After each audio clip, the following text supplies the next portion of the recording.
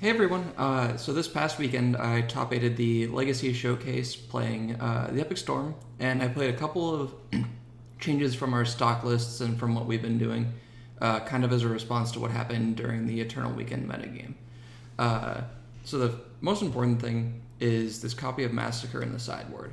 Massacre is a great Game 1 card against Death and Taxes, where the only thing that matters is the Thalia and occasionally Sanctum Prelate. Thalia plus Mother of Runes is incredibly hard to deal with just Grape Shot. So we decided to include one in our sideboard when you might get taken more off guard by the fact that your opponent's playing a deck that you didn't necessarily expect. So in order to make room for the Massacre, we cut a Carpet of Flowers. Carpet has been an all-star in the Rug Delver and Snow matchups, but for this weekend we expected that both of those decks would be falling off a little bit and replaced with Death and Taxes.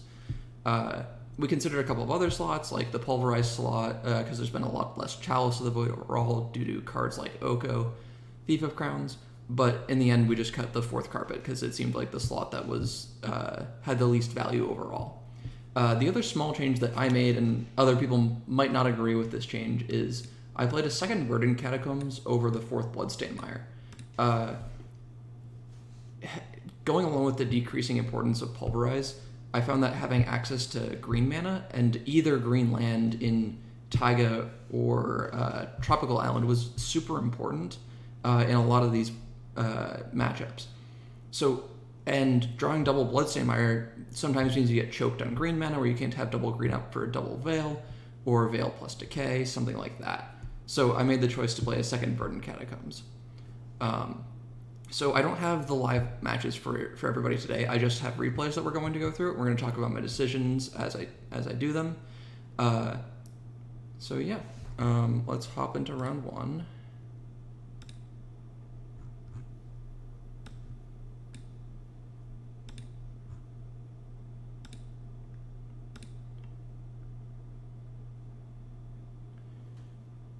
So game one, we're playing against Yama Killer, who's a known streamer of many formats.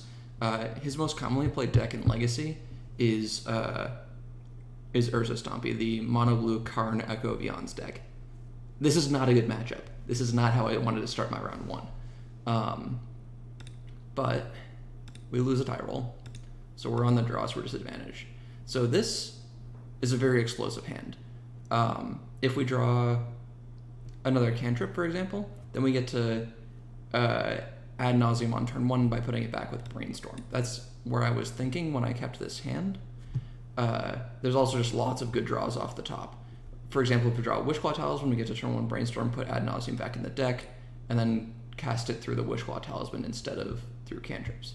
So I decided to keep this hand, and our opponent takes a mulligan to 6. So, and they are in fact Urza Stompy, and they just have a turn one Emery, which fortunately for us doesn't interfere with our plans that much. Yama pops a couple of baubles, and we're off to our turn. So drawing the Ponder here is really good. That means that I only have to hit a blue card on turn one if I want to try to trick my way into casting ad nauseum. So I play a land, and and then I'm just going to cast the Brainstorm on one. Just like hope to go through and we find both blue cards. So this gives us enough to Chrome Mox Imprint Ponder, LED, cast Ponder, hold priority, crack for black, cast ad nauseum. So we put ad nauseum and another card back. I chose to put a land back because I don't want to take an extra damage for no reason. Fairly simple from here. Find the ad nauseum. Then we're going to put ad nauseum on the stack, turn our library over, and it's lots and lots of good cards for us. Stop at 6 because it's free to stop. Put everything on the stack, and play defense grid for good measure, and our opponent loses the game. So that was game one. It's incredibly good to steal game one from Urza Stompy. So, because we don't have sideboarding screens, I'm going to pop back here. So, sideboarding for this is we cut the ponders. We don't really have time to play ponder in this matchup because they're going to have chalices and Karn. Also, we can't cut any of the anti-blue cards because they have 4 Force of Wills coming in post-board. The cards we want are just the removal spells. So it's 1/1 decays and chains for ponders.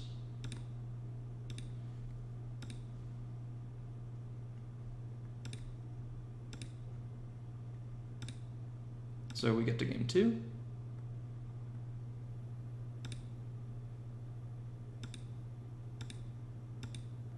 So this is a hand that does things. It's got a Chain of Vapor if they play Karn. It has a Burning Wish to pulverize, and it has some fast mana and a Claw. It could use a Black Source. I don't remember if I end up keeping this hand or not, but this hand is like borderline. But I think I decided to keep just because cards are good. Our opponent is on a mulligan to 5, so that's hopeful signs for us. And they start with Ancient Tomb, Chalice of the Void. So, you know, standard stuff for them. So that kind of deads a lot of our hand, but we drew Bloodstained Mire off the top, which is pretty good, because it helps us get this Pulverize online. So our opponent plays more cards, they play an Emery. This kind of means that we have to Pulverize and go off in the same turn, otherwise they can just use the Emery to put the Chalice of the Void back into play. Then milling a couple of LEDs is a little bit scary. So because we have to go off in the same turn as we cast Pulverize, I decide to play Wishclaw Talisman here, because you can activate it in response to Pulverize and get some of the equity out of it that way. So unfortunately, our opponent has different plans here and they play Karn, which kind of kills everything that I was trying to do. So Karn resolves, and that's definitely a reason to go back to this play and talk about it a little bit more. So if I had decided to Burning Wish instead of play Talisman, I'd be in a little bit of a better spot, because then I could Pulverize away the Chalice of the Void, Chain of Vapor the Karn, and hopefully be able to do something in maybe a turn or two. Assuming that, well, I really only get next turn, because they get to Emery back a Lion's Eye Diamond with their 3 mana in play to play Micas and Flatus and just end the game on the spot, if I don't have Pulverize. But turns out their last card was Lion's Eye Diamond. They cast a Lion's Eye Diamond out of their graveyard, and then they can just wish for Lattice regardless. So, opponent kind of killed us unexpectedly. Again, there is that play decision of should I Burning Wish for Pulverize? I think it's kind of 50-50. The way the game played out, wishing for Pulverize would have been a lot better, because then our opponent couldn't do this. But they could have done something like go get, what's it called?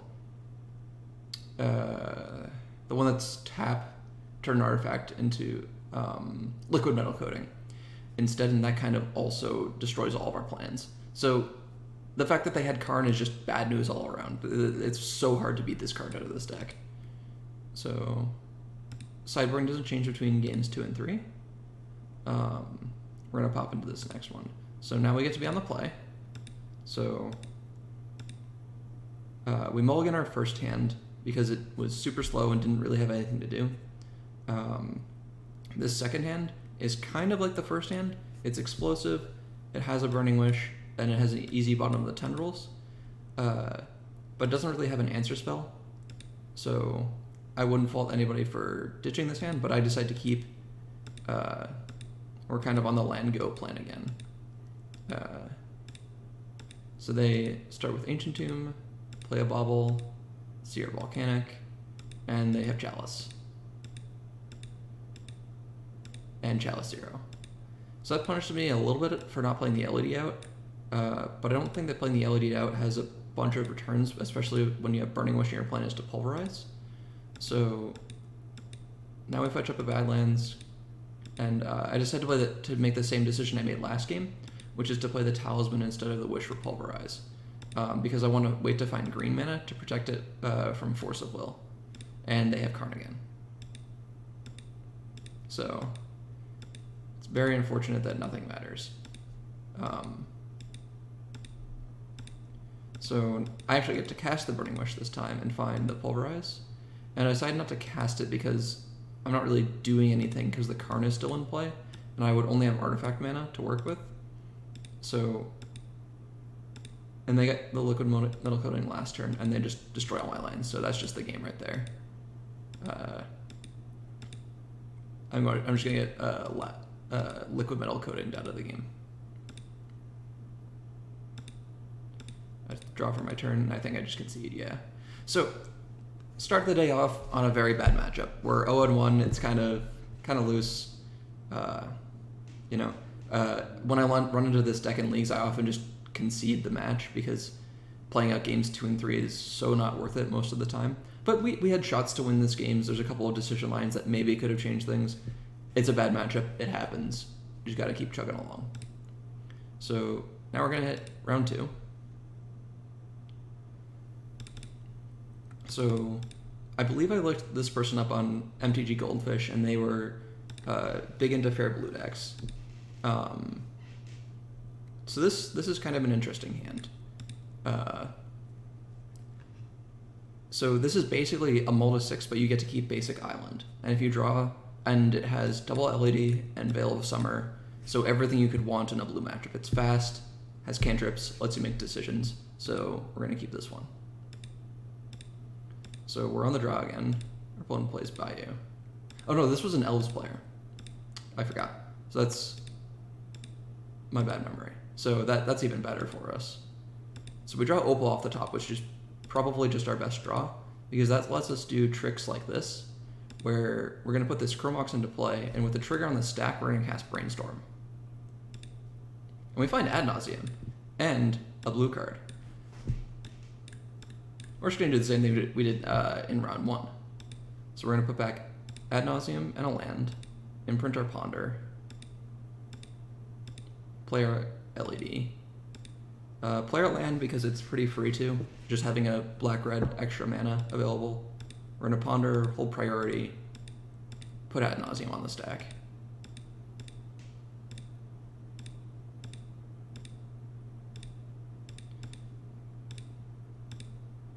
So I'm just going to let it autoplay here. Of course we hit Echo.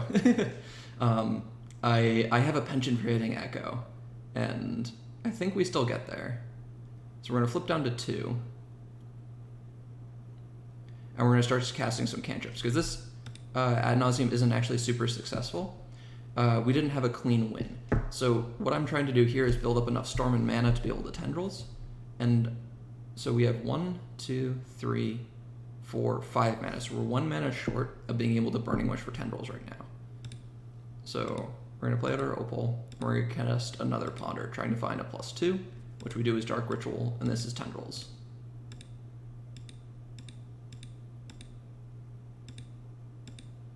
Imprint, Veil of Summer.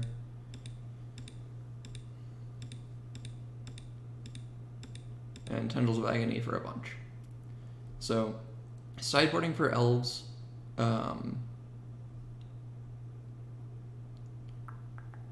Sideboarding for Elves is pretty easy. I'm not going to go back to, it's going to be annoying to just flip back and forth between a bunch of screens. So I'm just going to talk it out here. So against Elves, the cards we're concerned about, cards like Archon, to stop us from playing sorceries or artifacts, and Collector Roof. So for that reason, we're going to take out Abrupt Decay and Chain of Vapor, or bring in Abrupt Decay and Chain of Vapor. So there's really 6 cards that are kind of underwhelming in the matchup. That's the 4 Veil of Summers and 2 Defense Grids. So one of the perks of being able to look up your opponent's list online is that you can see what they're doing. And I didn't see Mindbreak Trap in our opponent's list, so I decided to leave in the 2 Veil of Summers to combat the discard they're going to have in. So when we get to game 2, I'm not really concerned about playing around Mindbreak Trap, because I don't believe that they have reason to... I don't believe that they have it yet. They'd have to show it to me. So let's see. So we're on the draw. Our first hand, this is not very good. It's got double Chrome Mox and nothing to do with it, so we're going to ship this hand. So our second hand is all mana. And I think most of the time you're supposed to mulligan these hands, but I like it because it's a little bit discard proof. It has 2 Lion's Eye Diamonds. You can just play them out, and we just need to rip something off the top to do. So it's pretty easy. So if we keep, we're going to ditch this Chrome Mox because that's the worst card in the hand, which we do. Don't remember every single decision I've made. So our opponent starts on Misty, Savannah, plays a Nettle Sentinel. So Savannah is interesting because that means that they might have Deafening Silence in their list. And that's also something to have Chain of Vapor and Abrupt Decay in for. So we draw our third LED. And I just decided to play out a pair of LEDs. I think I should have played out 3. I'm not entirely sure why I kept 1 in hand, because this is the worst possible way to play around Force of Vigor or Discard Spell. Because now if they have either, you're kind of screwed, whereas if you play out all 3, or if you keep all of them in hand, you only lose to one of those cards. So our opponent here goes to combat and attacks. And then they start glimpsing, which I think if you're going to glimpse, you're supposed to do that pre-combat, but I guess that's all they're doing. So yeah, here I play out hit the wrong button. So here I play out the third LED to avoid that circumstance.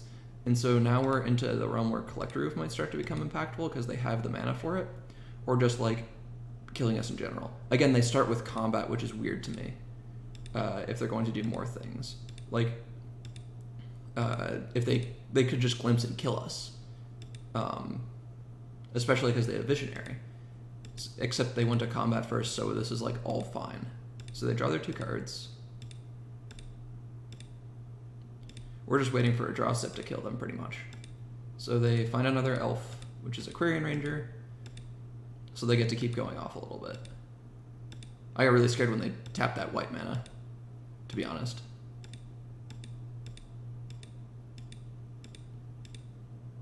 Then they Green Suns for 2 to find Collector Roof, and they have Deafening Silence, this is just brutal. Worst possible world. So we find a second Chain of Vapor, so this is just all good things for us.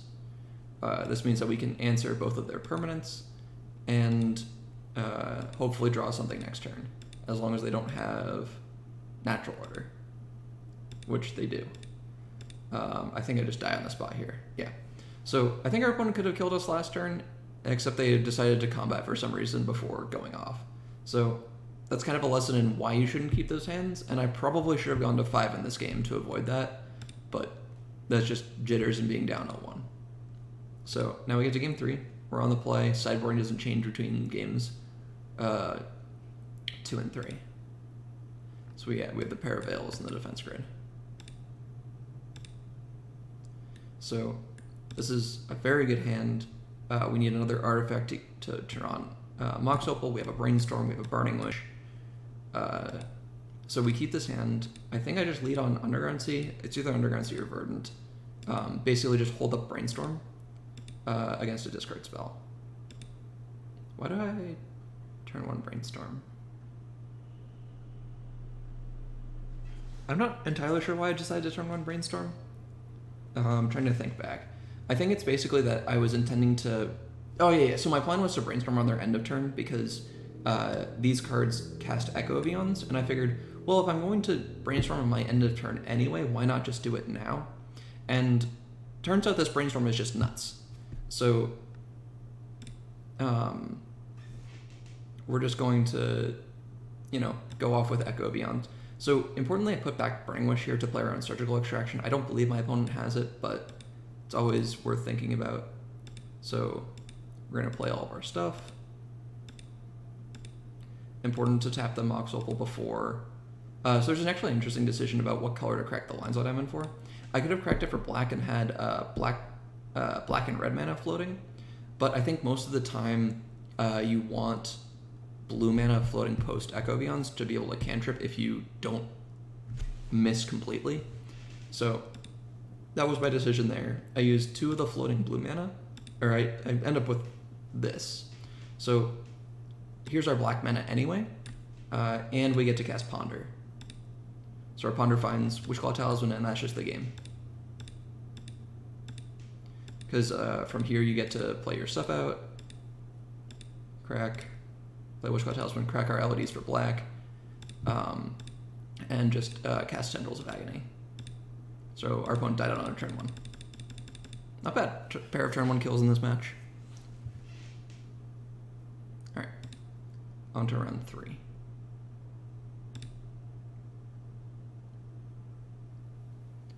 So Binu is one of the better Rug Delver players that we know.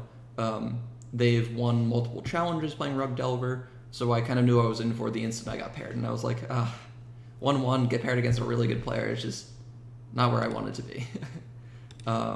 So this hand is a little bit underwhelming in terms of keeping the tendrils, but keeping land-heavy hands against Rug Delver is something that I like to do to make them force to, because you're going to get wastelanded, you're going to get mana denial, and just playing lands is one of the best ways to beat them, especially if they aren't clocking you too hard. So they lead on Misty Rainforest. The all-foil deck and cast Ponder, which is, that's perfectly okay. So now we draw Ad Nauseam for turn. That's, very good for us. It makes the LED in our hand a little bit worse, but that's fine. But the play here is just Bloodstained Mire, go, set up for turn 2, play a little bit of a longer game, let things develop. So what this hand kind of needs a little bit more mana, but mostly just protection spells. So what does our opponent serve up here? So opponent plays Dreadhorde, which is a little bit scary. That does clock us in terms of what we need to find to go off. So we could cast Ad Nauseam here, but we lose to Force of Will. So I don't think that that's worth it. So it's just cast Brainstorm here, see what happens. We find Veil of Summer, which is exactly what we were looking for. So we're gonna ditch our tendrils and a land and pass the turn. So our opponent gets a combat with Dreadhorde Arcanist after casting Brainstorm. I think they use the Ponder to shuffle their Brainstorm. Yeah. Oh, there's double Brainstorm. So this suggests a little bit of weakness in their hand, or just the fact, or it's a little bit of strength in the fact that they just want all of their cards. And they don't need to use the shuffle effect from Ponder yet. So this Wasteland is actually really impactful, because this stops us from having all 3 colors of mana next turn, and time walks us a lot. Because we need black, red, and green to be able to go off safely. LED prevents us from losing to Daze, so this is a big Wasteland here. And then they play Delver. So in our upkeep, we decide to shuffle away, or I decide to shuffle away my the stuff that I Brainstorm backed. So I draw Echo here, and this leads to so sitting against an onboard Dreadhorde Arcanist is terrifying because they're going to be drawing 2 cards a turn, and that's 2 curated cards a turn. So while resolving Ad Nauseam is better, I don't think I can resolve Ad Nauseam safely enough, fast enough, in order to actually win the game before Dreadhorde runs away with the game. So we can cast Echo as kind of a reset in order to do that, and we get to protect it with a Veil of Summer as well. So there's actually kind of some interesting sequencing. So there's kind of 2 options. You can go, 3 options. You can go Dark Ritual, just start off on Dark Ritual. I think that's the worst one because that just loses to Daze. You can go Taiga Veil of Summer, or you can go Taiga Ritual Veil of Summer. Taiga Ritual Veil of Summer is probably the best one, because then that helps you navigate around Double Daze the best. So I start on Ritual, which resolves. We play LED. I want to give them the chance to counter the LED and try and sneak my Veil in here, because I'm going to cast this Veil just to get it countered, to be honest. So it gets forced. We crack for blue. Believe I'm going to leave double blue floating here. And this thing keeps moving around on me. Yeah, double blue floating, and they just have the second force, so, they got it. So sideboarding for Rug Delver. So in the past when we had the 4 Carpet Flowers, all 4 of those would come in along with the Abrupt Decays. So with only 3 carpets, we have to leave in another card. And for the Delver matchups, it's going to be a Chrome Mox. So before we were -1 Chrome Mox, -1 Mox Opal in all of the blue matchups. In the slower matchups like Snow, we're going to leave in the Mox Opal because we want to use all of our cards more. And in the faster matchups where speed matters, like Delver, we're going to cut the Mox Opal because the speed of Chrome Mox matters more. So we're going to get into game 2.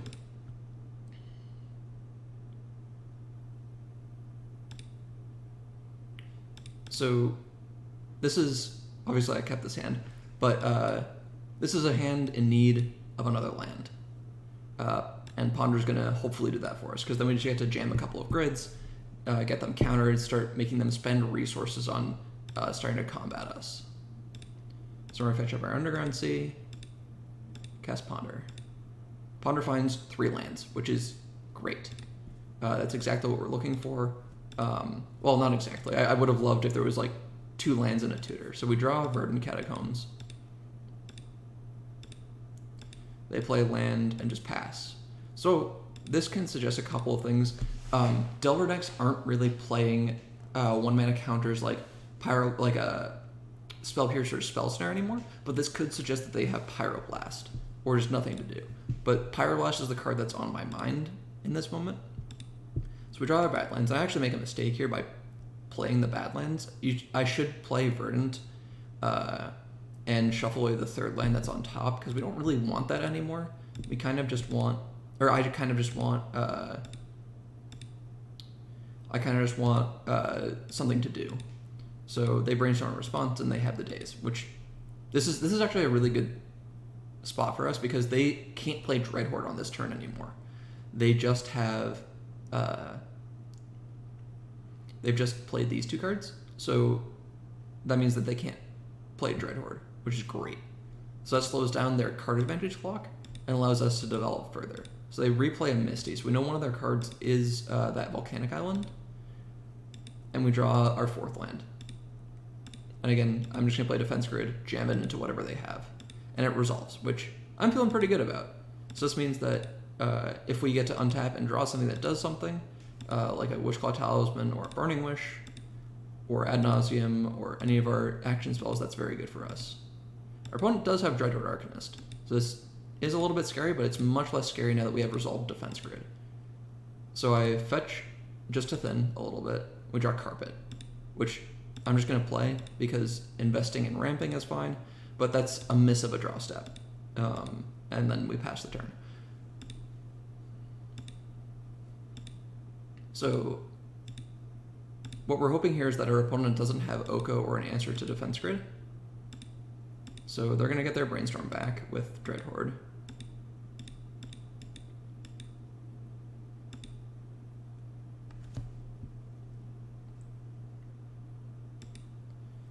And they have the Oko, which is really unfortunate for us.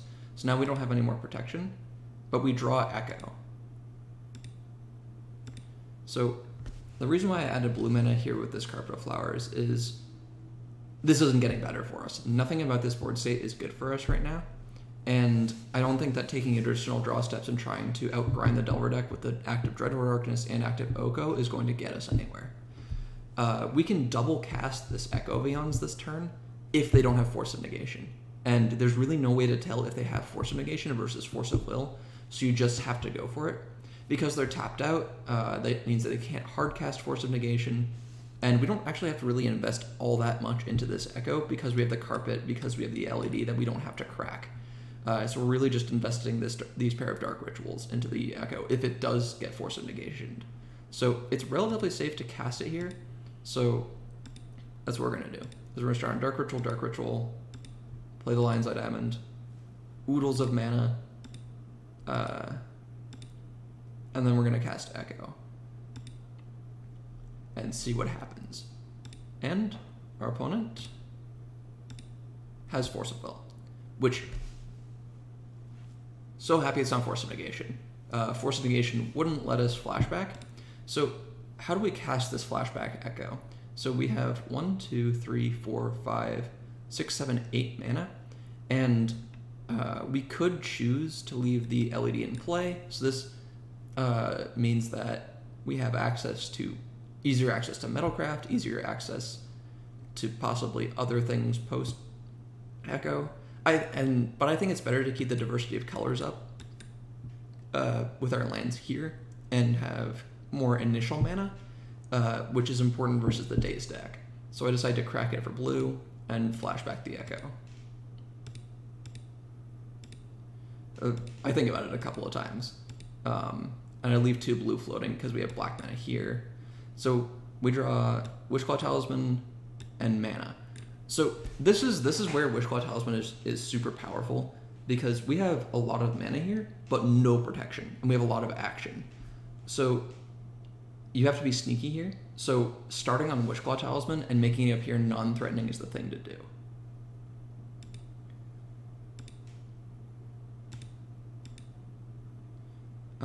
Well, the Volcanic Island is pretty free to play.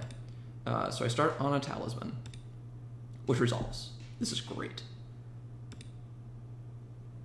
Then I fetch. And I play the second Talisman. I think that playing the second Talisman might have been kind of a mistake. I don't think I needed to do that, because now I can lose if they force one of these cards.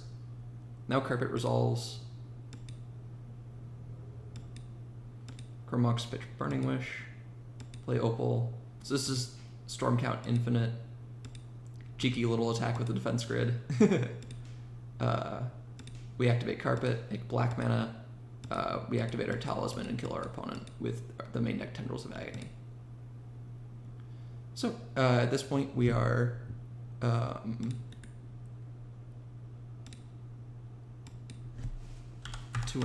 after our 3 rounds. So that's, not a bad place to be.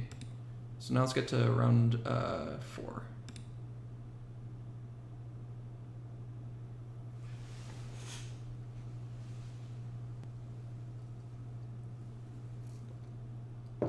So after I quick Google of this person as well, they're playing Rug Delver, or have been known to play Rug Delver, and we win a die roll, so we get to play first.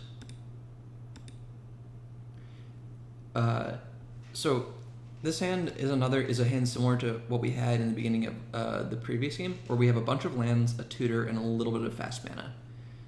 So while this hand might look super slow, it's actually very keepable to me because you have all of these lands, and we'll draw more things to protect us with, hopefully.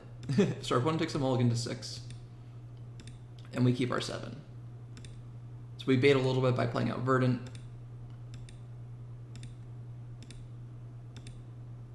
Our opponent plays Wasteland, which is a little bit weird, and then we're going to play Bloodstain Mire, and we're not going to play anything into the Wasteland. There's just no reason to. Drawing Dark Ritual is fine. We're going to fight through their removal spells later. Our opponent draws for turn and doesn't play a land. So at this point, I think that their hand has lots of free counters in it. They probably have maybe a Delver, but no blue source. This is great for us. So we draw Lotus Petal, and we're just going to keep playing lands and passing. We're going to make our opponent do something. There is no threat on us. There's no reason to do anything. Our opponent goes to discard here. That's crazy, right? They discard a Lightning Bolt. Kind of confirms the Rogue Delver suspicions. We draw another Lotus Petal. I choose not to play out the Taiga here because I don't want them to be able to use their Wasteland. And they go to discard again. They discard Brainstorm. Great. We just get to play out Lotus Petal here for free instead of going to discard. We're just going to sit here, draw cards, because our opponent's just discarding. We get to use all of our cards. Our opponent hasn't been able to use effectively any of their cards yet. They invested a land drop into this Wasteland and haven't tapped it once. We've been making all of our land drops. We played out a Petal, and they've discarded 3 cards. So we draw Burning Wish. Great, that's something to do. Play out another Lotus Petal.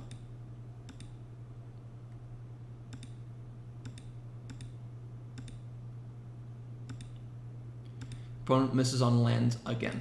This is still going great for us. Discard a Preordain. We draw a Veil of Summer for turn. Great, we're starting that protection going. So here we're going to play Chromox and Imprinted Dark Ritual because we have plenty of mana. So just being able to use all of our cards effectively. And here's where I decide I want to play the Taiga, because if they Wasteland it, that's probably good for me, right? That means that they don't have any mana to start up with. So if they have like a Dreadhorde Arcanist in their hand that they're hoping to recur all these cards with, well, they just don't get to, or it takes longer for them to do that. So they choose not to Wasteland us, and they go to clean up again and discard a Daze. So their hand is probably still a couple of forces, and there's still no pressure on us to do anything. Draw more mana for turn, that's fine. They finally draw their land. So they fetch, they find Volcanic, they put a Delver into play. So this is a threat. This means that we might have to do something. So our draw for turn, Lotus Petal. So what can we do here? So we have 1, 2, 3, 4, 5, 6, 7, 8, 9, 10, 11 mana. That's a lot of mana. We can kind of just choose to try to fight through what they have, which is probably 3 counter spells. So one option would be to Burning Wish for Thoughtseize and protect it with Veil of Summer just to see what's going on. We can also play out our Talisman and just see what happens and try to Natural Tendrils them. I don't remember the exact sequence I took, but starting on Wishclaw Talisman, or starting on Burning Wish is probably the play. So yep, Burning Wish on the stack. Opponent decides to Force of Negation it. So I'm going to cast Veil of Summer. They have another force. That's fine. Because we have so many initial mana sources here, we can just play out our Wishclaw Talisman for free.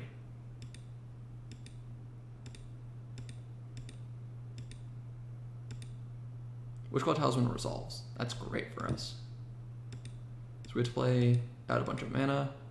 And I actually make a mistake here. So I should stop here, just play Chrome Mox and imprint Rite of Flame, which brings us to Storm 7. And then, just Storm 8, and then Tendrils would be Storm 9. But, which would be Lethal Storm, if they don't have another force. But instead, I play the Rite of Flame, which doesn't resolve. They forced that as well. So they had a whole bunch of forces. Which, that's kind of awkward, but honestly, it's fine. So now we just have to pass the turn. So opponent's Delver flips to Force of Will.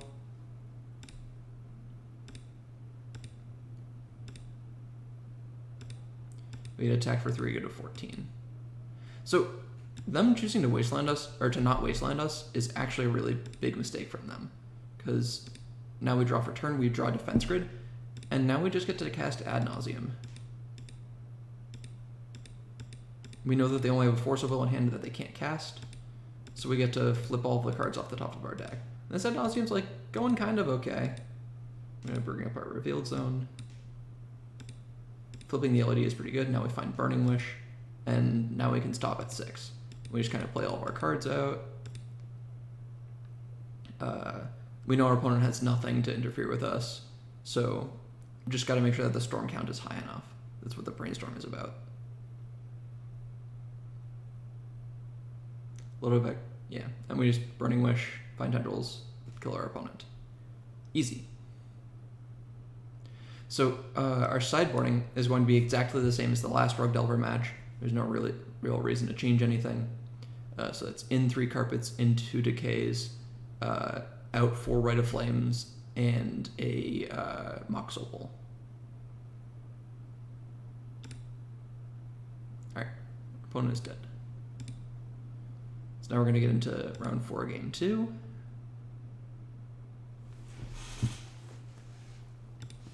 On the draw. So again, this is a great Rug Delver hand. Has protection, a couple of things to do, some fast mana, Brainstorm to help fix things up. Most importantly, it has lands.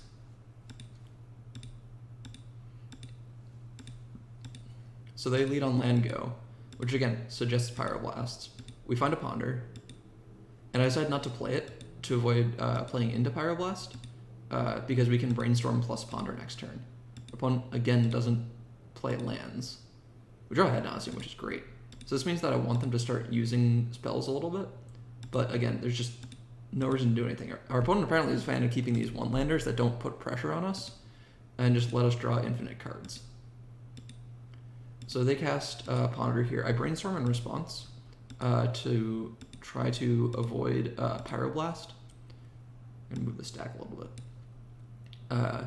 Admittedly, I should have just done this in response to the fetch, but I was a little bit slow. So this is kind of a stinky Brainstorm. None of these cards really help us cast Ad Nauseam from our hand, so Ad Nauseam has to go back in the deck along with a Burning Wish, or a redundant Burning Wish, but Double Veil is great for us here. So they're going to cast their Ponder. They chose not to shuffle with their Ponder, and now they're going to play a Trop.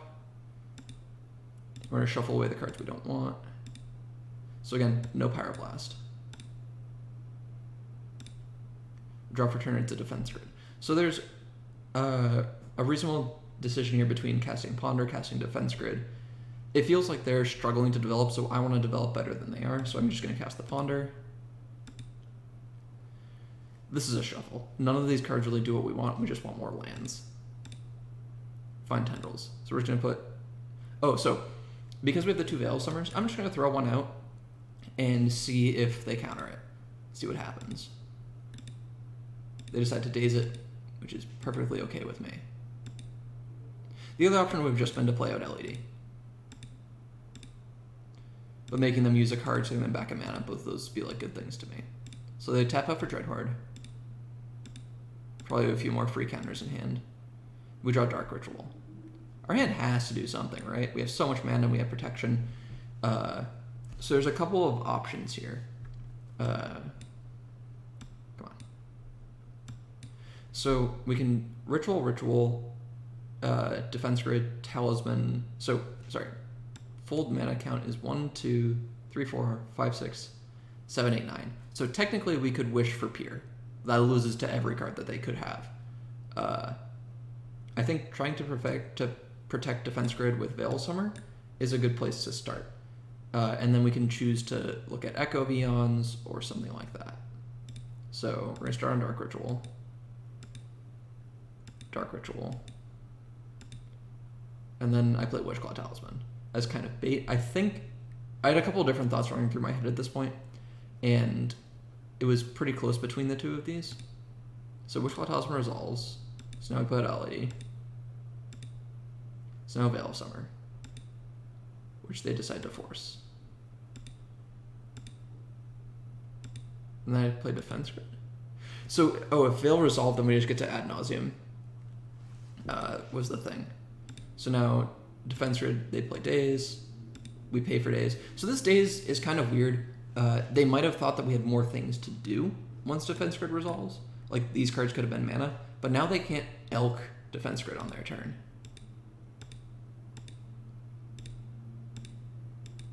So we're going to attack, flashback a cantrip with Dreadhorde. So under Defense Grid, this is a lot less scary. So they replay Wasteland, which is kind of scary. And instead they play Ancient Grudge and they blow up our Wishclaw Talisman instead of our Defense Grid. Which, if their theory is correct that these are mana, that makes sense. Also, they might have a green source to flashback this Ancient Grudge and blow up the Defense Grid, and they think that they're giving us a smaller window. Instead, we just have Burning Wish. So we're going to play Petal. Burning Wish is going to find Echo, and all of this is protected through Defense Grid. So we are clear and free. And we find kind of an uninspiring hand. The other important thing about this Echo is that shuffles away their Ancient Grudge, so now they can't blow up the Defense Grid. But this is mostly fine. It's got lands, it's got a bunch of protection. We already had some mana, so we'll see what happens. So we're going to attack. They don't do anything with their Dreadhorde, which, deal, I'll take one. Then they play Oko. And I can't use Veil of Summer to protect Defense Grid here, because we'd have to pay the tax on it. Now we draw Ponder. So we have a bunch of mana and Veils, but we're just going to start on Ponder, I think. So Ponder finds these. So Abrupt Decay can blow up their Dreadhorde or their Oko and let us develop more, and Burning Wish can also do things. So I think I keep this. I don't remember. It's kind of close. It depends on what role we want to play. Shuffling is a very, very aggressive line. Keeping it's a defensive line. I think either is fine. So I choose to shuffle and I draw Ad Nauseam. Great. So we're just gonna play out a Wishclaw Talisman for free, because we don't care if it gets elked. Pass the turn.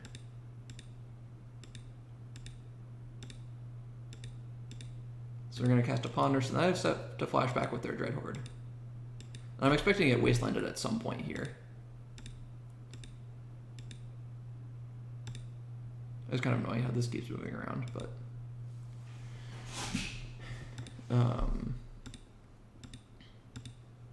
so they're going to ponder, and they're going to not shuffle with their ponder. And we get to block with our defense grid. Great. Dread Horde taken care of. They only get one ponder off of that Dread Horde post-echo. And then they decide to make a food. This doesn't make sense to me, why they wouldn't elk my Witchclaw Talisman. That's fine. And then they don't wasteland us either. So none of this is making sense to me. We draw Dark Ritual, which is like the best card in our deck for this spot, because this gives us triple Veil of Summer backup. So we play the Petal, we play our Ritual, and we put Ad Nauseam on the stack. Or sorry, this only is double Veil backup. So they have to have 3 counter spells here, and we even beat Daze. So they have to have triple Force of Will. So they hard cast a Force of Negation, which is kind of scary. So that might have been the reason they didn't wasteland us, because they felt that holding up Force of Negation was stronger. So they have a second Force of Negation, which we have the Veil of Summer for, which resolves, which means our other Veil gets to resolve. So we have to draw 2 cards, but it also means that Ad Nauseam resolves. This is all good things for us. So flipping the Tendrils is actually kind of annoying here, because that means we can't find it with this Witchclaw Talisman. So we're going to keep flipping. Flip a Carpet, now we're at 6. And I stop here because I'm scared of dying to Echo, and also we just have a win here. So play our Delta, we crack our Petal for green, play Carpet, move to second main, attack with Defense Grid, because we can. We're going to make some black mana with this Carpet. Play Dark Ritual, or LED, Dark Ritual, Tendrils our opponent for lethal. Easy. Opponent has conceded.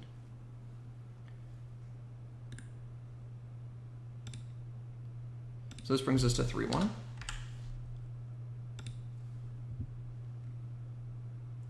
And it's been kind of an interesting set of matches of our Double Orc Delver, Elves, and Urza Stompy. So 3 good matchups and 1 atrocious one. Let's get to round 5. I think I Googled this person and it showed them also playing Fair Blue during the event. We won a die roll, which is always nice. And this is just the stone cold nuts. Like, nothing about this hand is bad. So we have 1, 2, 3, 4, 5 initial mana. Oh, sorry. This person's on Doomsday, and that's what Google told me was Doomsday.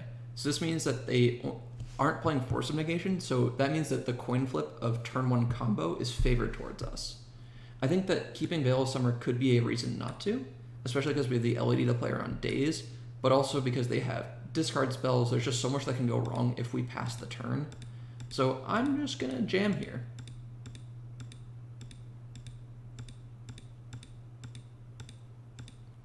So Ad Nauseam on the stack, crack for black.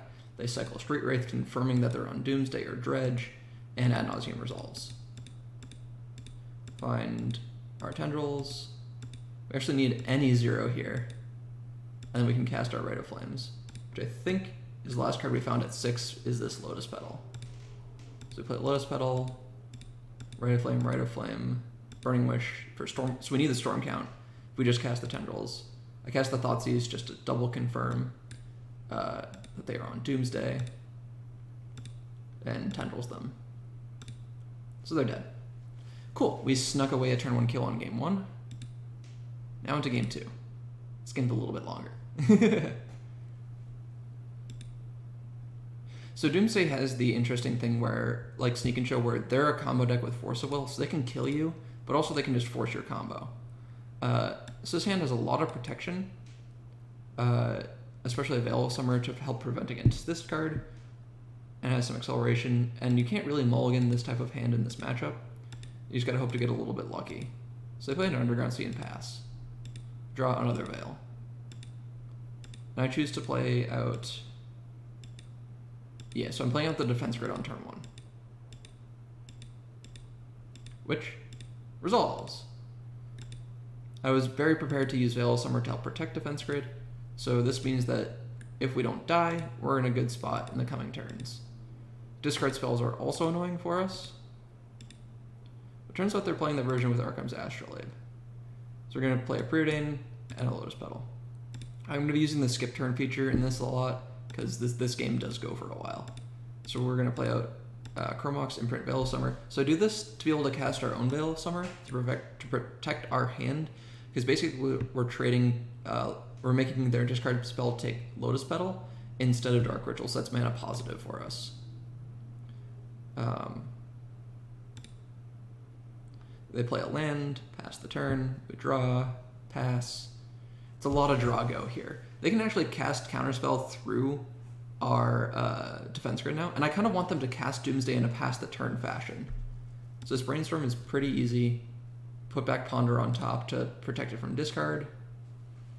They're just still playing lands and going. So the reason why I wanted them to play Doomsday is because they'd go to 9, I believe, and then we just kill them with this if they pass the turn, which, given they have this much mana, seems unlikely, but they're just unable to find a Doomsday here. We cast our Ponder and we shuffle, we find a Brainstorm. So our hand is like kind of getting there, it's doing things. We're definitely limited on blue sources though. Remember that we didn't fetch for this Badlands, we just drew it. Draw a Lady, that's never bad. Brainstorm finds, more cantrips. So this is where I put back the Tendrils. I don't know if this was right. Mox Opal is certainly welcome as another blue source though. So Rite of Flame goes back. So we're gonna play out our Opal. So our opponent has 1, 2, 3, 4, 5, 6, 7 mana.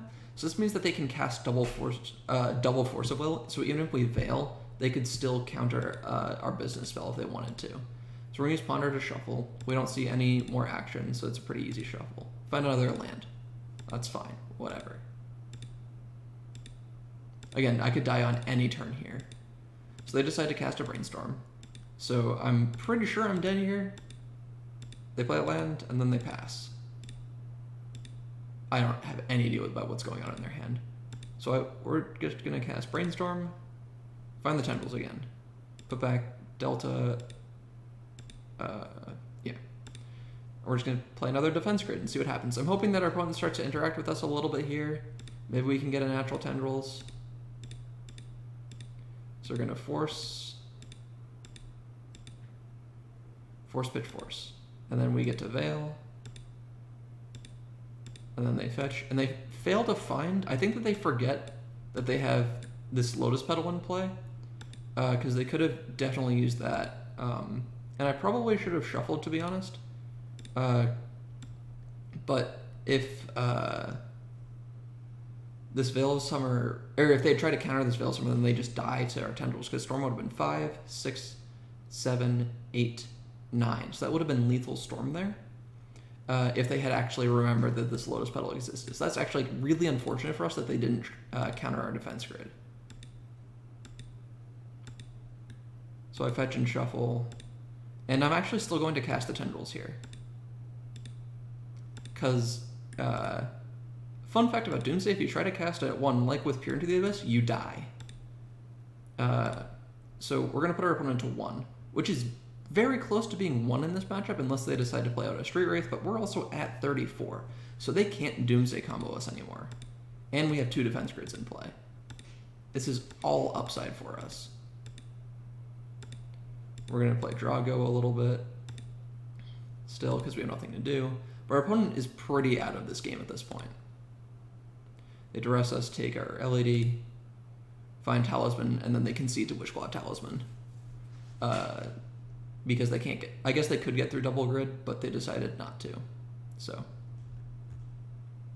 yeah, that was a very interesting round 5. Yeah, round 5. So this puts us at 4-1. That's the 20-turn Storm Doomsday matchup, you know. Happens all the time. All right. And then on to round 6.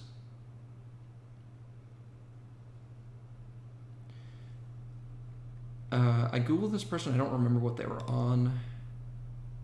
So we keep a very reasonable hand in a lot of matchups. I think we've seen this exact hand except with a Burning Wish earlier in the tournament. I believe that Luis is also on a fair blue deck, which Tropical Island says they are. I think I was scared of Pokepile, the Stifle Delverless Delver. No, that wasn't this round. So we're just going to put Brainstorm on the stack. Drawing Ad Nauseam, always a fan. And we find a couple of artifacts, so it's pretty easy to put back a pair of Talismans here as they're the worst card in our hand. And we get to pass the turn.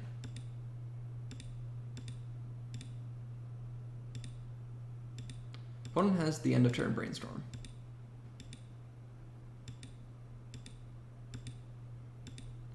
And so this also makes me think of Pokepile as the snow-covered forest, because Delver doesn't play that, and then they play Sylvan Library. I think that this actually ends up being snow, and I think that they had a Delver record before, which is why I thought that they were Pokepile. Drawing Ponder is fine. We're not at enough to play Veil of Summer plus Tendrils, especially because this Mox Opal isn't on. So we find another Dark Ritual, which is just gas, and then the Chrome Mox turns on our Opal. And we have that effect of Chrome Mox pitching to Mox Opal to produce 1 mana out of 2 cards. So opponent Sylvan Libraries and chooses to take 4. And they have Astrolabe.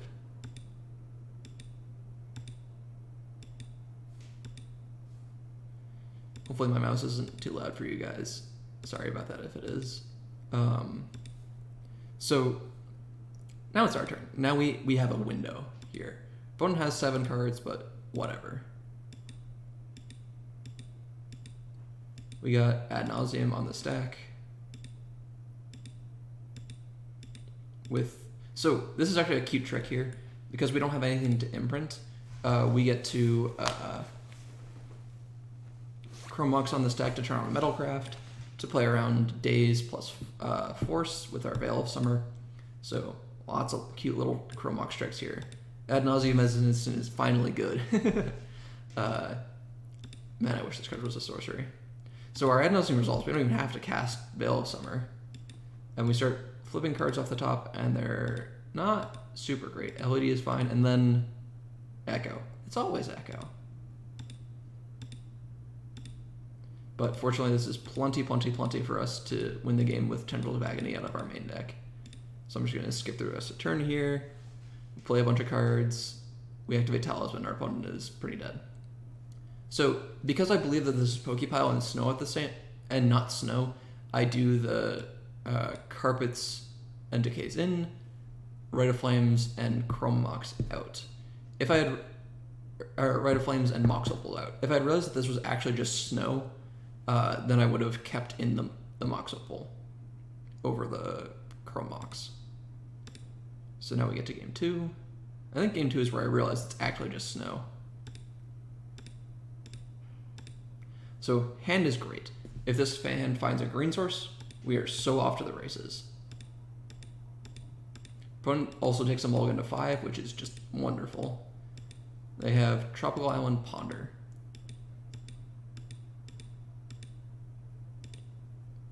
So we draw Defense Grid, not bad, more protection. So we ponder, we find Verdant Catacombs, which is just exactly what we're looking for. We'll draw the Chrome Mox, not exactly thrilled about that. The Wishclaw Talisman, there's the second Wishclaw Talisman, it's not exactly what we're looking for either, but we just want green mana here. So we're gonna play out Verdant Catacombs. I imprint the Dark Ritual. So what I'm doing here is I'm playing Defense Grid with Veil of Summer backup, because I think I assume that I have infinite. I'm not playing the.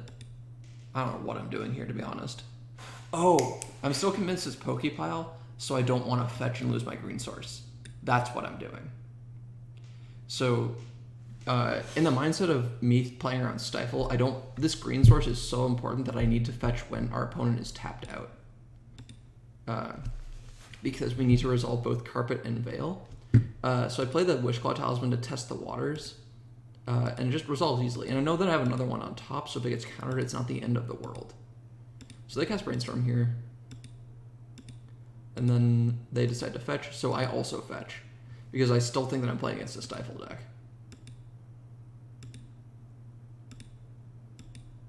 And then I find Underground Sea and I'm very confused. And I'm like, oh, are they not? I guess they're not Pokepile. So they play a Vista, and they Surgical our Ponders. If you're a fair blue player, really think about this. Why does Surgical and Ponder make sense? It doesn't. It doesn't do anything for you. I mean, if you're playing this as Peak, maybe. I think that they are trying to understand how important this Talisman is. But this is a really underwhelming Surgical Extraction. So they take all of our cards out, and then they're going to Elk our Talisman. Or they play Leovold. Deal. So they have 2 cards in hand. So we draw for turn. We draw Brainstorm. This card's super dead because of Leovold.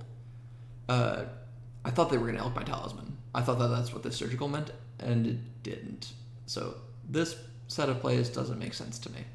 So they have 2 cards in hand. This means that, and because they aren't a Daze deck, we only have to play our own Force of Will. On this turn, they can only have 1 Force of Will, and we have that beat.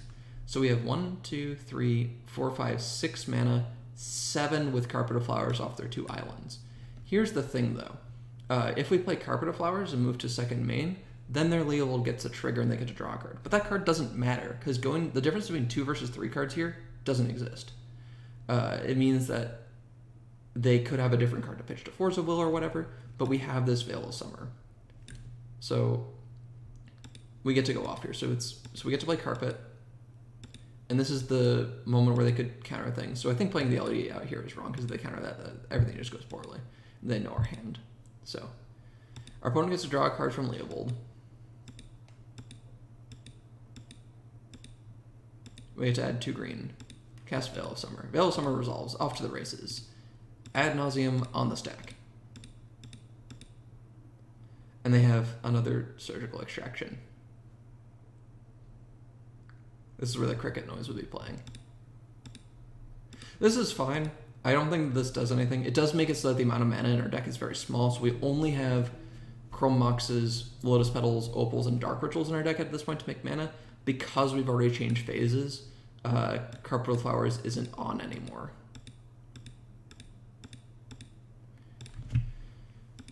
So, Ad nauseam resolves, we find Veil of Summer. Carpet. Not going so well for us. Find a Dark Ritual, that's great. Abrupt Decay. Burning Wish. Wishclaw Talisman. Wishclaw Talisman. Uh-oh. Things are getting spooky. So we go to 6. So we could flip Echo here and die. But if we pass the turn, we also kind of die. So I choose to keep flipping. We find Lotus Petal. Find another Lotus Petal, and I stop. So if they're playing some sort of Mindbreak Trap list, they got us. You know, if we're gonna put Tendrils on the stack and then Mindbreak them, they got us. But there's not enough mana in the deck to afford to keep flipping to try to Abrupt Decay the Leovold or to try to get into Grape Shot range. Or could I have just been in Grape Shot range? I think, no, we're still a couple of storms short, and we can't quite rotate claws for LEDs because our LEDs are extracted, so that just doesn't work out. So we just have to Tendrils our opponent and hope that they don't have a Mindbreak Trap in their deck. Spoiler. They don't. They don't even decide to draw the cards, I think. So they just must not have had anything. So that's great for us. So this puts us to 5 and 1. On to round 7. So I actually think that round 7 was the last round of the Swiss when I was playing it. And we're playing against Aspiring Spike, who is an Ant player. So we're playing the Storm here. I think that this is, while I'm playing, I'm super excited because I think I'm about to make top 8 playing this match, but there's still one more round of Swiss, so I'm a little bit delusional. So we're on the play. We open up a nutty hand. Or sorry, we're on the draw, but we still open up a nutty hand. This is turn 1 Echo with a Claw in play. This is so good for us. And even Veil backup if they weren't playing Ant. So they get Underground Sea, they cast Preordain. So this means that they could be on Doomsday. That's a very possible thing for them to be on. We draw Defense Grid. So I start playing things, and they're F6'd. It's hard to tell during the recording. So I just decide to jam. I put the Claw into play, it instantly resolves, put Echo on the stack, and at this point, all we need is mana. We found plenty of mana, and even more protection. So our opponent's just super dead. So we just turn one them. Easy game. So sideboarding versus Ant is, you can do a couple of things. So I take out defense grids, bring in the Thoughtseize, and bring in Chain of Vapor. Chain of Vapor is just a storm engine. Thoughtseize is some disruption for them. Chain of Vapor sometimes does things. Defense grid is pretty dead, and it makes your ad nauseums worse because it's an expensive card. There's lots of Chain of Vapor tricks you can do. So our opponent concedes the game with Tendrils on the stack. Now we're going to get into game 2.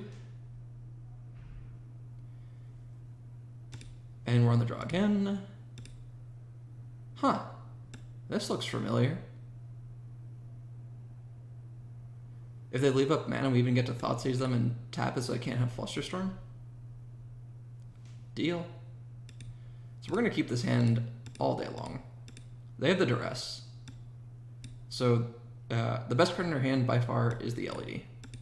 I'm sure they're not thrilled about any of the other cards in our hand. They play out their own LED, and we're going to take a draw step here. Huh. That's a pretty good one. So we rip savagely off the top to kill our opponent. So make sure to tap the Opal beforehand to float the mana. I think I decide to leave a blue floating because if you're going to spend mana, it's probably going to be a cantrip. So Storm is 4, 5, 6, 7, 8, 9. That's a problem because our opponent is at 20. If they had cast Thoughtseize, they'd be dead. But we have 1, 2, 3, 4, 5, 6, 7, 8, 9 mana. That's a pretty good number for this card.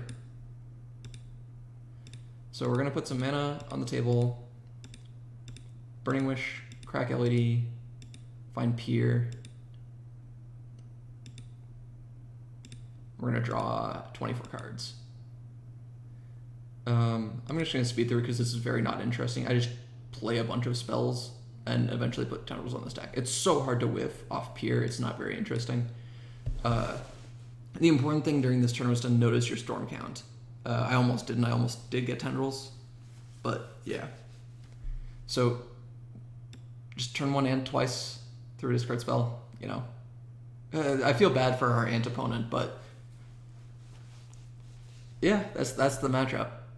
So now we're going to go into round 8.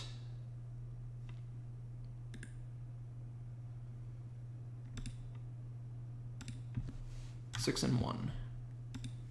So JKBB 2005 is Jack Kendall, and they're very famous for playing elves. So we got our second elves matchup of the day, and we keep a hand that does things very quickly.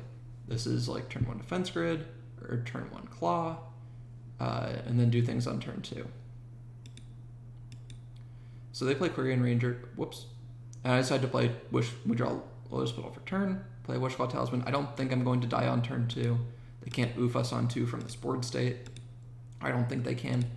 So they decided to play Glimpse, attack us.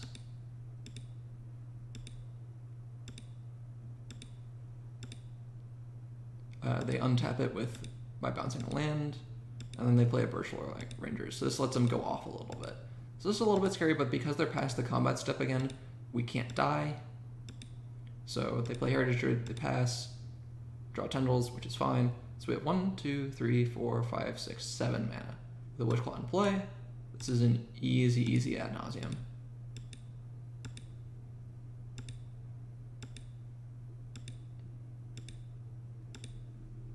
So ad nauseum onto the stack.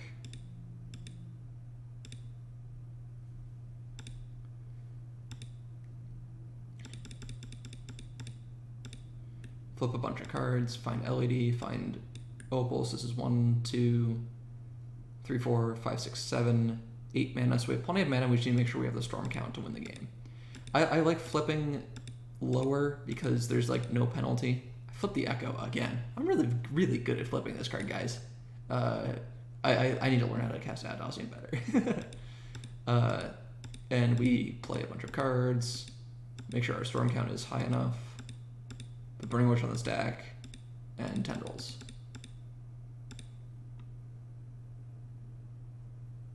Alright, So Elf sideboarding is the same as before.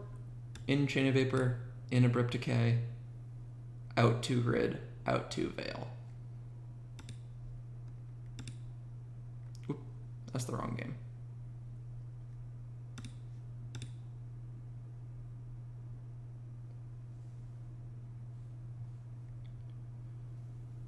So we're on the draw.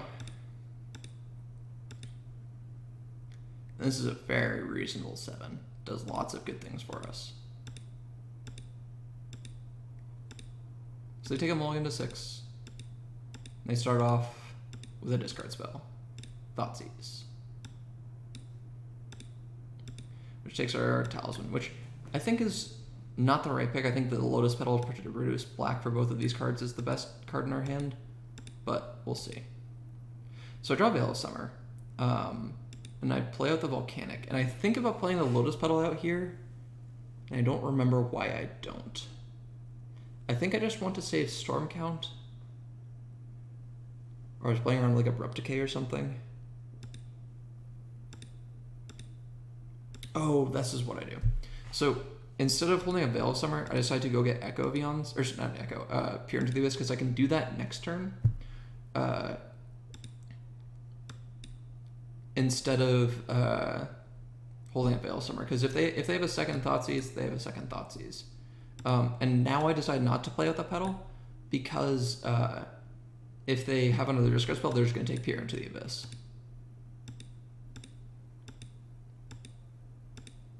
So they play Taiga, which is, I don't know what this is doing in their deck. I saw their list later, and they just had a Clothis on the sideboard, which is kind of neat, but the red mana doesn't really matter for this matchup. So they play a Korean Ranger. Cool, don't care. Uh-oh. This card just super wrecks this hand. Like, I was not playing around Cabal Therapy at all. This was really bad. So they get to take both of our Dark Rituals and the Peer, and the Lotus Petal. So we draw Chrome Mox for turn and pass. I think they just, then, yeah. So I draw Ray of Flame and pass, and I think I just die here. Yeah, they have Natural Order for Crater Hoof, which doesn't actually kill us, but they ripped the Natural Order off the top. So we have a couple of turns. We have one more turn. Except, well, there's a second Natural Order. And there's a second Crater. I don't know if second Crater Hoof is stock, but yeah. So we get trampled over pretty heavily. Now let's get to game 3.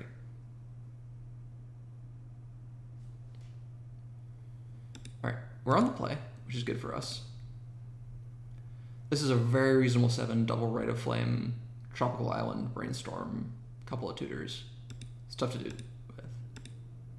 They take another mulligan to 6. We just get to lead on Tropical Island here. There's no reason to play out Verdant, because we want the shuffle for our Brainstorm. This can represent Veil of Summer, and it's also actually just representing the Brainstorm if we get discard spelled again. So they have Taiga, which is I'm feeling great about. And then they play Nettle Sentinel.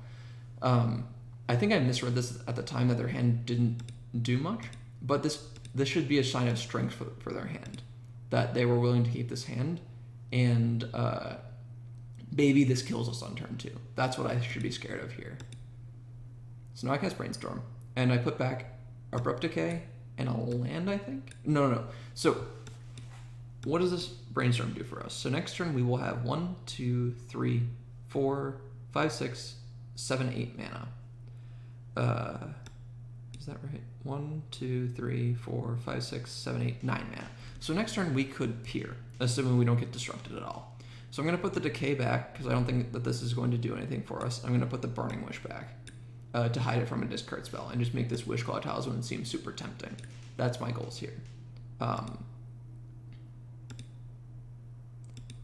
we're going to play out Verdant and pass the turn. So I think I just misread their hand here of being like whatever. And I was like, oh, do I get discard spelled here? I was really only playing around discard spell. I didn't really think about the Elves player erasing us. So double Sentinel is a little bit terrifying. Then they play a Heritage Druid. This is not going well for us. I'm going to hit the play function here, so it's going to go a little bit faster. And then they have Green Suns for 1. And I'm pretty happy that this is Green Suns for 1, not Green Suns for 2. which would have been Collector Roof, and that would have felt a little bit silly about this Lotus Petal. And now they have the Glimpse. Uh-oh. They get to draw lots of cards here. They have practically infinite mana with the double Nettle Sentinel and the Heritage Druid. And they have another Heritage Druid. So they're just full going off here. Now they have green sets for 2, so this is the Collector Roof, and this is kind of bad for me. This is quite the army that they have established. Fortunately, they are on no cards here. So I can kind of... So you've seen that I've shuffled away the Abrupt Decay, but I could have just, like, you know, left that on top, get hit for a bunch, and then decayed the Oof and done things. But I think I die to that if that happens. I just don't have enough time to do that. So what do we have here? We have 1, 2, 3, 4, 5, 6, 7, 8 mana. So I can invest Rite of Flame and Dark Ritual and Burning Wish to find Massacre and just destroy their board. They get to keep 1 elf because of Wirewood.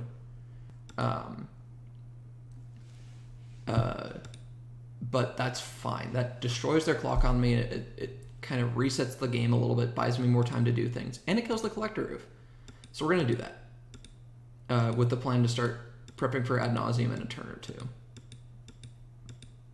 So here we find the Massacre, and goodbye opponent's board. Hard cast Massacre. So here they decide to bounce their Virtual Rangers.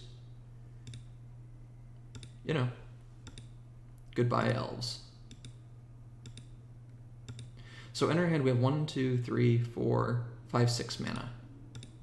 So if we get a couple of turns to play out Claw, play out Lotus Petal, they find a Dryad Arbor.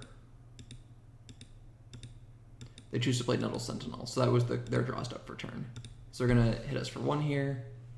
We draw a Veil of Summer, this is fine, so we're gonna play a Wishclaw Talisman with Badlands and Underground Sea, leave up Veil in case we get discarded or Abrupt Decayed, something like that. Their draw step, they just go to combat, attack for 3.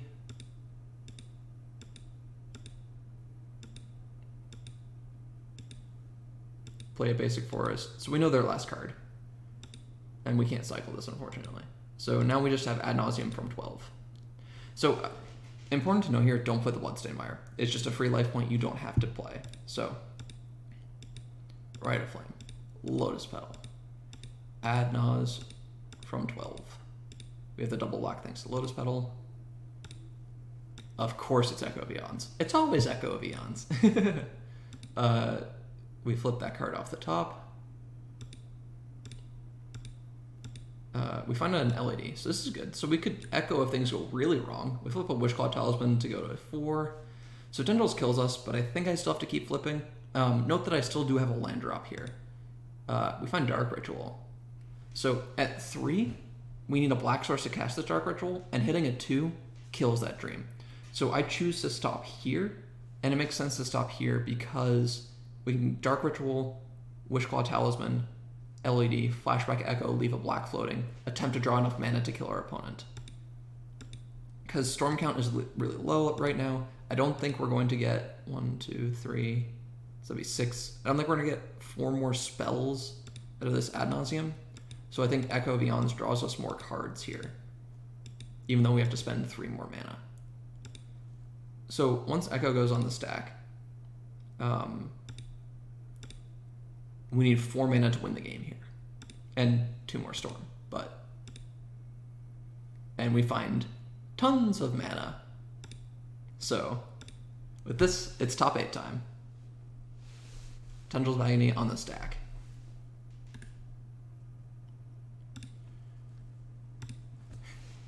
So kind of a neat Massacre play. Hardcast Massacre versus Elves, not something I thought I would be doing this tournament. I thought I'd just be casting it versus Death and Taxes, but yeah. So our top 8 match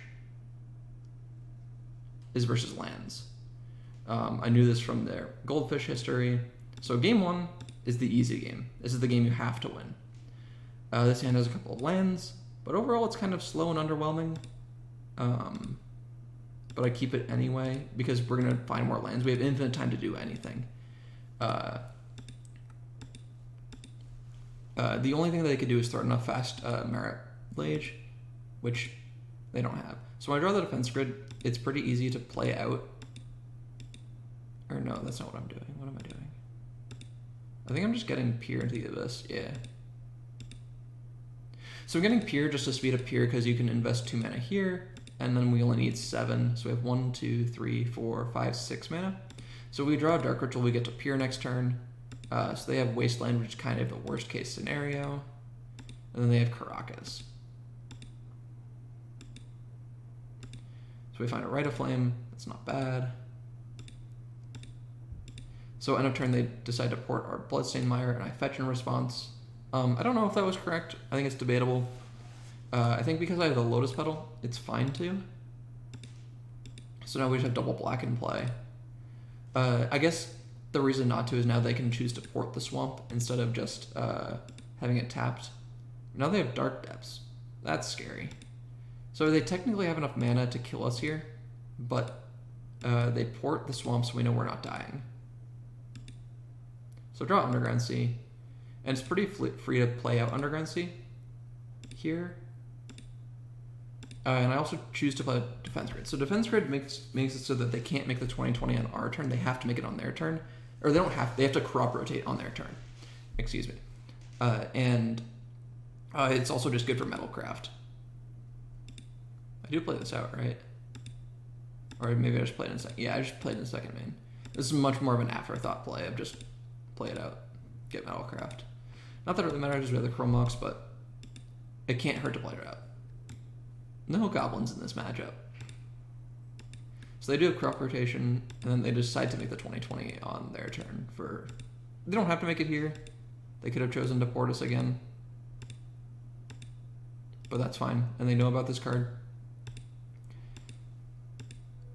So 1, 2, 3, 4, 5, 6, 7. So we get game 1. This is the easy game. Pier almost never whiffs. I'm just gonna speed through the turn. This isn't very interesting. It's just play your spells. Yep. Cut to Tendrils of Agony on the stack. Games 2 and 3 are much harder. Looking at this person's list post-event, they had 14 sideboard cards that they conceivably could have brought in.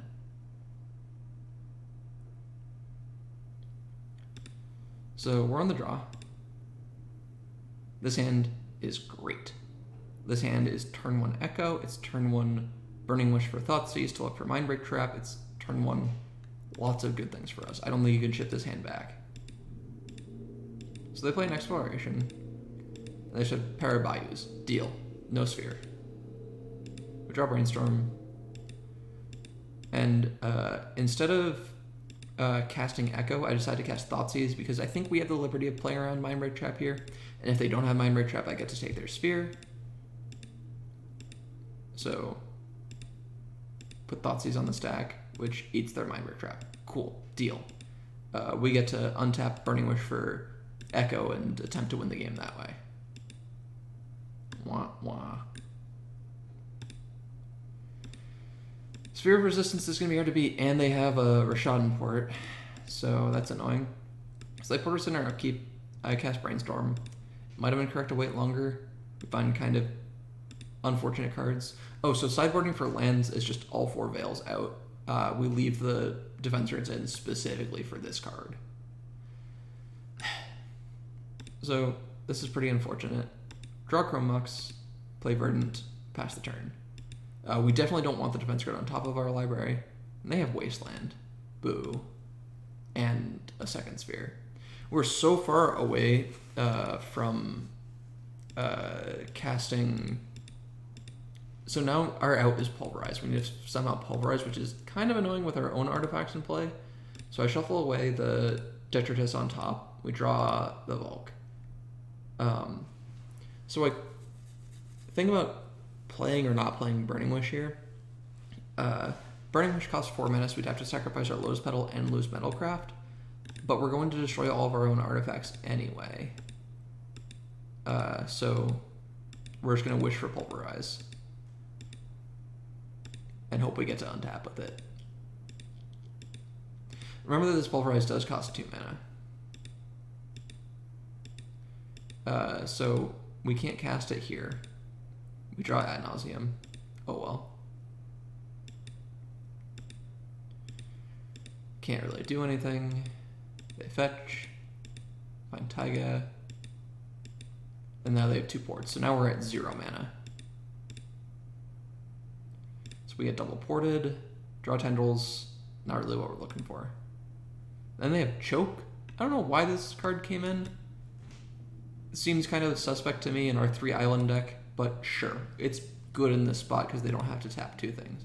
Ironically, if we draw a land here, then we get to blow up both their spheres, but we don't, and we miss, so oh well. Then they have Loam Wasteland, and that's the game. They get to waste lock us out of the game, and I concede. All right, game 3.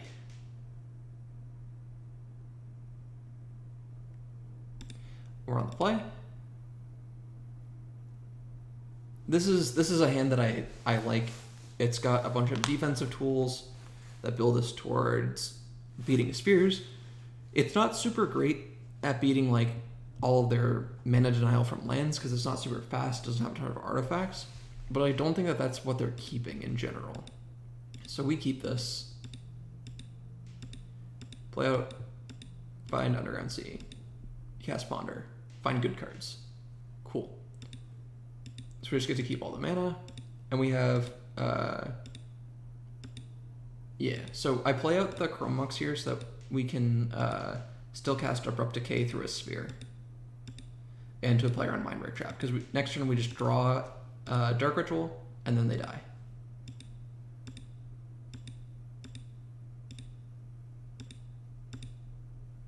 They have a sphere. Oh no, unfortunate. So we draw for turn, we play Dark Ritual. Or we draw Dark Ritual, sorry. We don't play it. That'd be silly. So our plan is to end step blow up this Sphere of Resistance. There's not really much else to do. So they have Wasteland. This is brutal. Because this means that we have to hope to draw another mana next turn. So I find Trop, and we have to find a black source. Because like there's no Bayou in the deck, so I guess a Verdant punishes us here, but we had to fetch a green source anyway. And there's no way to have... Yeah, this is just what has to happen. There's no Bayou in the deck. So if I could have fetched Bayou here, that would have been a lot better. They have Exploration, and they have another Wasteland. Gross. We're still in this, though. 2 mana away. Defense grade's a miss of a draw. So they get their 2 lands here. They have Stage and Choke, which I kind of laugh at because it doesn't really do anything. They also have a Bog. Again, not really doing anything. Lands. Ponder. Oh well.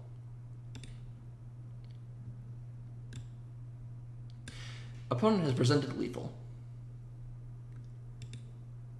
So I draw a Swamp, they make a 20/20, and that is the game. That was unfortunately the end of my top 8 run. It was really close. They needed to not have double Wasteland there. I hope everybody enjoyed watching. This was my first big top 8. I had a ton of fun playing. I'm super excited. Shout out to everybody who's supported theepicstorm.com, especially in the recent donation. It's allowed Brian to get all of us site writers these sweet snazzy vests. There's lots of stuff on theepicstorm.com for everybody to go look at. There's cards, there's tokens, all that fun stuff. Thanks everybody for watching, and have a good rest of your day.